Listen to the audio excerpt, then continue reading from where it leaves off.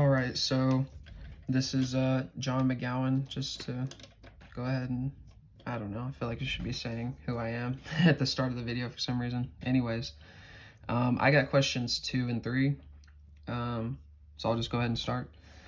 For question 2, it says, consider a solution that is created such that initially, prior to any reaction occurring, the solution contains 0.01 molar PbNO3 and 0.1 molar NaCl. The solution is at 25 degrees Celsius or 298 degrees Kelvin, or I guess Kelvin, just Kelvin. For part A of the question, write out the KSP expression. For part B of the question, we're gonna determine whether precipitate is going to happen in the lead. So our Q, we calculated Q. That was our Q value. Q was greater than our K value, so the reaction is favorable in the reverse. So it's going to go towards the solid side. So we're predicting there will be a precipitate of lead 2 chloride under these conditions, and this is because of Le Chatelier's principle, which is when stress is applied to a system at equilibrium, the reaction will shift in such a way as to undo or relieve the stress. So what's happening here is when we have the PbNO3 and the NaCl, they're going to dissociate, and we're going to have Pb and Cl ions. Since there is not enough liquid water in the container, essentially, we're going to have a little bit, the reaction is going to have to go in the reverse to relieve some of the stress of all the ions present. So it's going to go in reverse and create a solid. For C, we're going to, based on the value of KSP, what is the value of delta G naught? Well, when we have a KSP that is less than 1, which we do, we're going to have a positive delta G naught value. And KSP is also less than Q.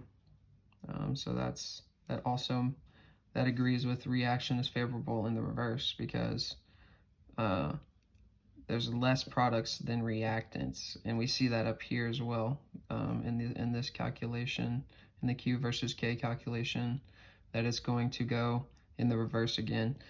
So for part D, we're supposed to calculate the delta G. So first I had to calculate the delta G naught with negative RT natural log of K, and when I did that, I got 26.56 kilojoules per mole. And so we go back over to this equation right here for delta G. Let me make sure you can see that. And we're going to have delta G naught plus RT natural log of Q. So we're going to take our Q value that we got earlier and plug that in the rest.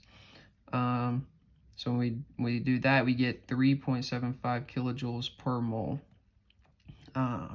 So for part E, does the value of your delta G predict that solid lead chloride will precipitate? Explain your reasoning and discuss whether or not your answer agrees with your Q versus K calculation. Yes, my G is positive, so it's greater than 0.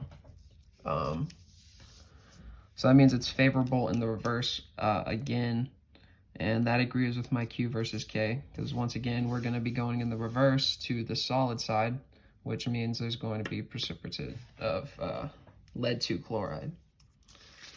So then question 3, we'll go on to question 3.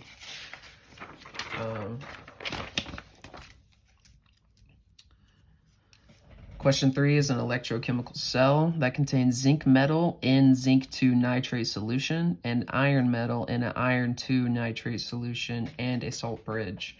So I redrew it. I redrew the figure.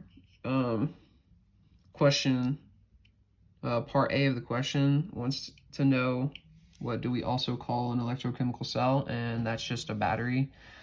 This is how batteries work. B,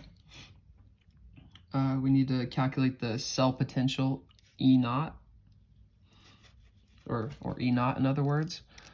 So I flipped the the provided Fe equation, flip that to get a positive, so that our E naught value would come out as positive. So when I calculated that, which is just this subtracted by this, I get 0.5 volts. For part C, I was to label the diagram. So when I redrew it, I just labeled the diagram. I had to label the anode and the cathode. So the anode, which is being oxidized, which is Fe, and then the cathode, which is being reduced, which is zinc.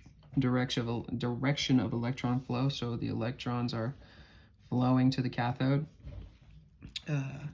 from the anode, and flow of ions out the salt bridge. We have K plus going to the zinc solution, and NO3 negative going to the Fe solution. And this is because since electrons are leaving this, it's going to attract more negative ions to it to fix that charge. And that's the same difference for the K plus. Since electrons are flowing into here, we're going to need to balance out that charge. So the K is going to go, K plus is going here.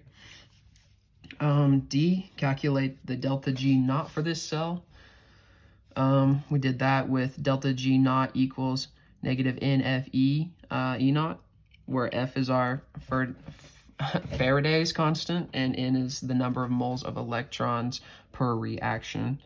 So we plug those numbers in and we get 96,000 or negative 96,500 joules a mole per mole, or negative 96.5 kilojoules per mole. So now part E of the question is asking, explain why the sign of delta G naught you found in the previous part is reasonable. And so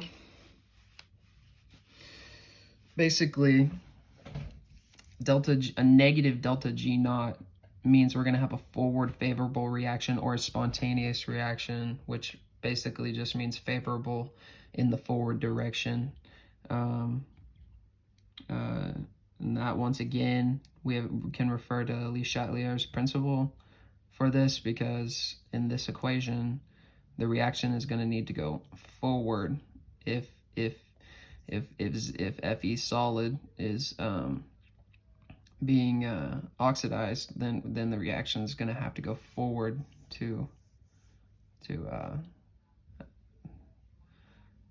for the flow of electrons. Negative delta G naught also means that there's more reactants than products, and so we see this as well. And lastly, I think that's it, to be honest.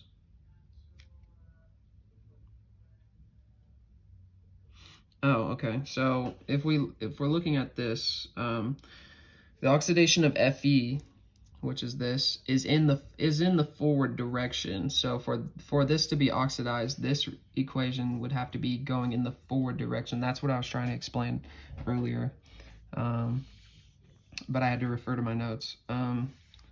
Basically, that's why this flow of electrons is going this way, is because Fe is being oxidized. So in this equation, the reaction is going to go in the forward direction.